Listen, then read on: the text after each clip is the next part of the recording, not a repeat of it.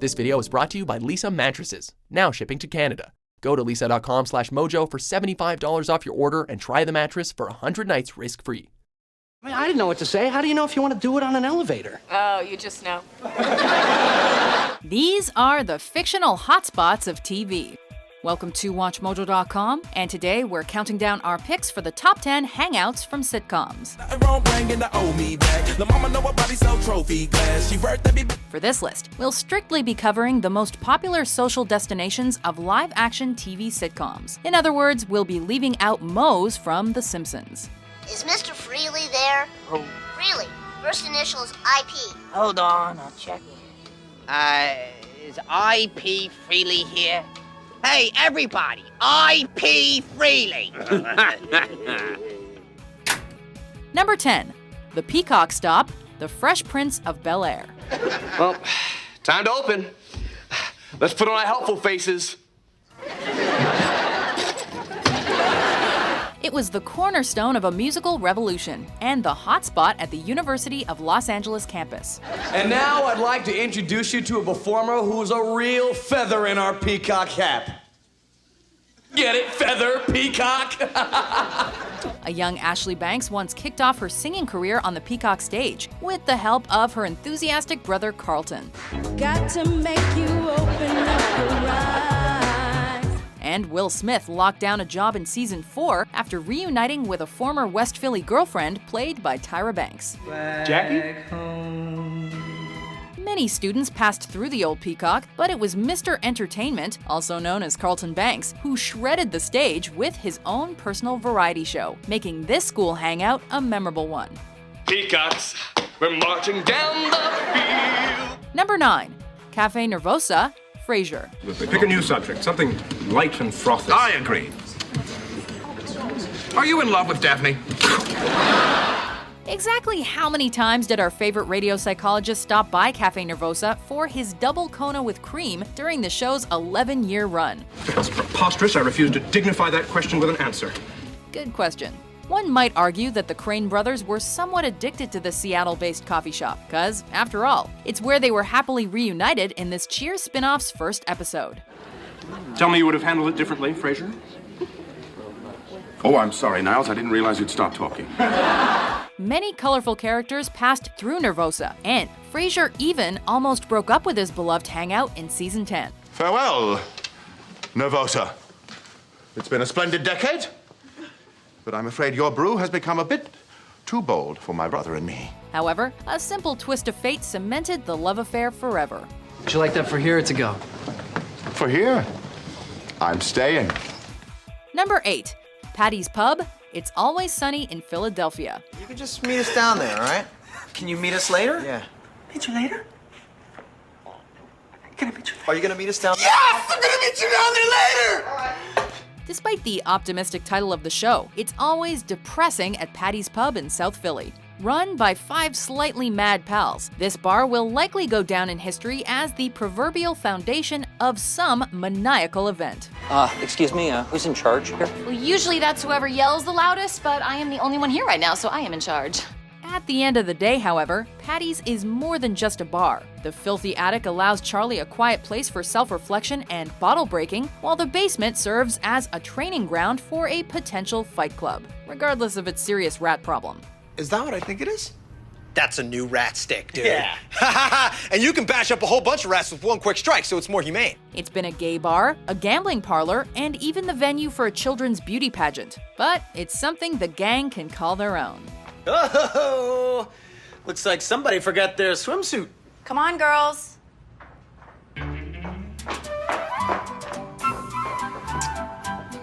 That's the problem. Number 7. McLaren's Pub, How I Met Your Mother. I look at you guys, and that's all I want in the whole world.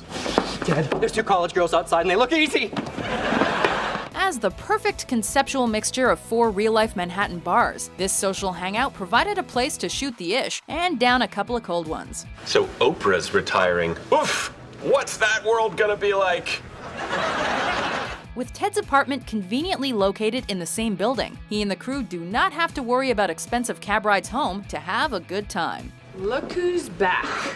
Look, Lily, I think this girl wins our seat. Should we leave? Or stay here Lionel Richie style? All night long. Despite the Big Apple love affair, crazy New Year's Eve prices once led Ted and Barney to create their own hangout called Puzzles. A place to bang chicks in Ted's room. Not gonna happen. And we'll talk about it. Of course, they couldn't stay away for too long, considering the gang was already back at their usual booth near the bar by the next episode. They're gone. Which means no lame married couple shooting down all my amazing ideas. Guys, great news! I'm the new leader of the gang! Number 6, Apartment 4A, The Big Bang Theory. There you have it, gentlemen. Our entire dinner unpacked by robot. And it only took 28 minutes. Where do nerds like to get wild and crazy? No, not at the Cheesecake Factory. You guessed it, at home. While most 20-somethings improve their math skills by getting digits, the cast of The Big Bang Theory discuss algebra and world problems from the safety of their own Pasadena apartment, also known as Nerdvana. Props or replicas or costumes or robots or Darth Vader voice changers. I'm getting rid of all of it. You can't do that. Look what you've created here. It's like Nerdvana. And that's okay. After all, a real-life angel named Penny lives right across the hall, which provides for endless slapstick and awkward conversations. You realize, Penny, that the technology that went into this arm will one day make unskilled food servers such as yourself obsolete. Really? They're gonna make a robot that spits on your hamburger? Despite a troubling start for Sheldon, 4A continues to be the spot of many, many laughs. Your room.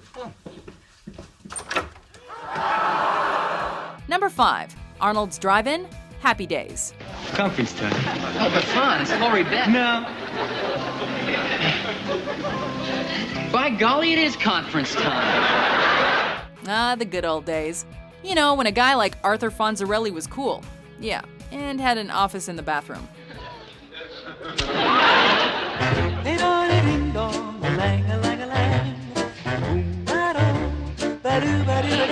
He could also start the jukebox by banging the sweet spot. How about a little music, maestro? Hey.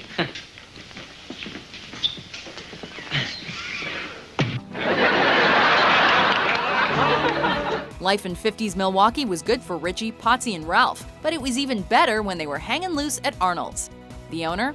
That's right, Mr. Miyagi himself, Pat Morita, a character who ends up getting mistakenly identified as Arnold. Of course, he was replaced in season 4 by another non-Arnold known as Al Del Vecchio. All right, Al, come on. I'm bored out here.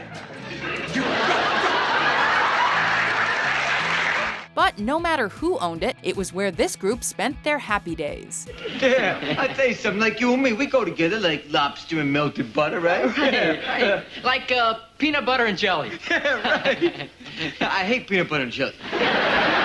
Number 4, Foreman's Basement, That 70s Show. Look at us. Best friends offering to help each other. You know, we always have to remember this moment. Speaking of Wisconsin teenagers, Eric Foreman and friends enjoyed getting groovy and smoking doobies while taking part in The Circle. So, when do we meet your new fella? Although the slacker host was given nicknames like Foreskin, Foreplay, and Zitty Stardust, his basement served as the ultimate meeting spot for the Point Place pot smokers. In my head, playing handball with the soap in that shower. Me and Jackie totally did it like a bajillion times in this old sofa.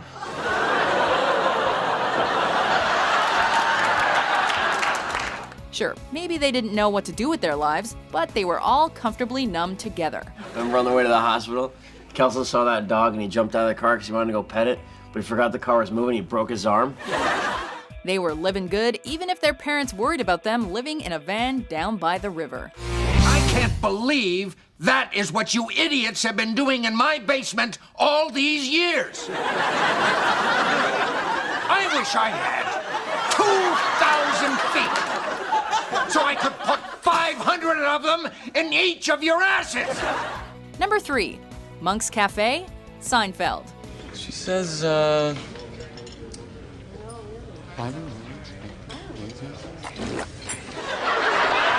What is the deal with this place? A sign that just says restaurant? Really? As the preferred hangout of Jerry, Elaine, Kramer, and George, Monk's Cafe served patrons via big-breasted waitresses, at least according to Elaine. I want you to know something. You are not gonna get away with this. Get away with what? Oh, with what? You know what? With the waitresses, how they're all alike. Oh, of course they're alike. Oh. They're my daughters. More importantly, it served as the prime Manhattan location to overanalyze situations and ask hypothetical questions. So she's talking about her panties. So I said, you mean the panties your mother laid out for you? Seinfeld fans often lined up outside the actual Tom's Diner with hopes of appearing in the show. But nobody will ever match the witty banter in the coffee shop booth of Jerry and Friends. You know, chicken salad's not the opposite of tuna. Salmon's the opposite of tuna, because salmon swim against the current, and the tuna swim with it. Good for the tuna. Nothing compares to you, Monks. Over here. Hey, soup. She didn't touch it. Paco. Number 2, Central Perk, Friends.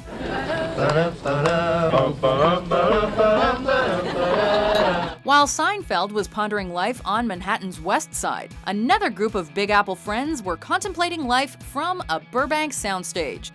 We mean a Manhattan restaurant called Central Perk. Well, then how do you know when vegetables are done?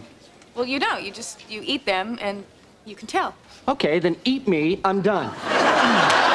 This Greenwich Village spot highlighted the horrible waitressing skills of Rachel, while the rest of the couch-bound crew patronized each other. That is, when they weren't doing the same thing at Monica's apartment, another one of the gang's hangouts. According to Chandler, what phenomenon scares the bejesus out of him? Michael Flatley, Lord of the Dance!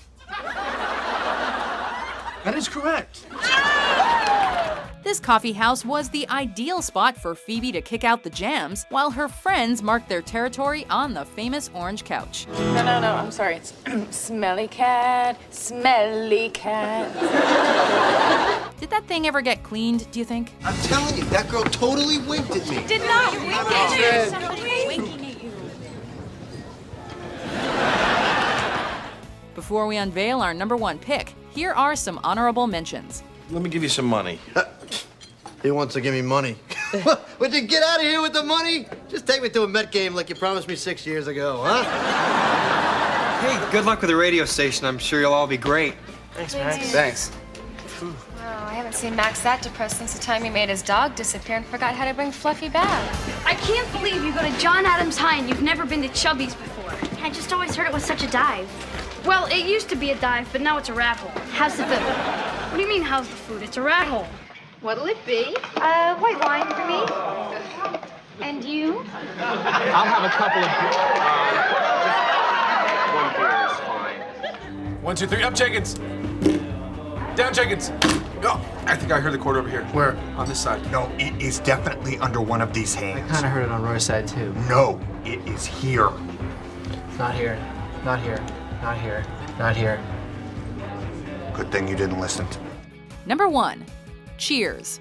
Please tell me if I'm wrong and I'll be forever silent. You're wrong. No, I'm not.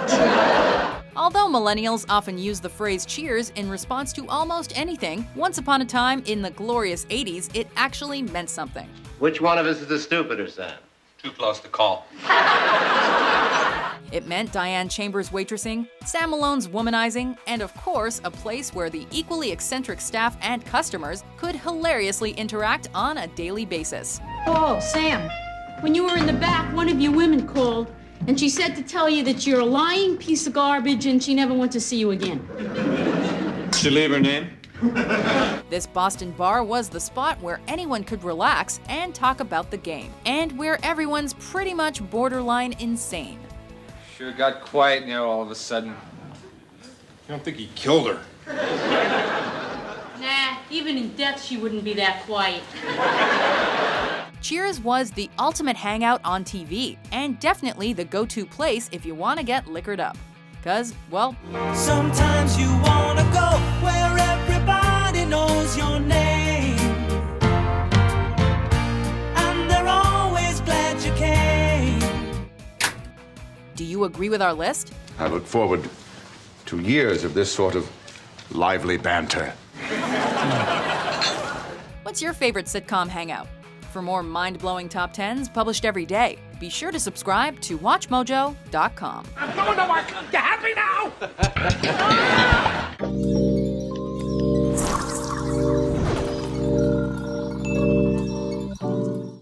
This video is brought to you by Lisa Mattresses, now shipping to Canada. Go to lisa.com/mojo for $75 off your order and try the mattress for 100 nights risk-free.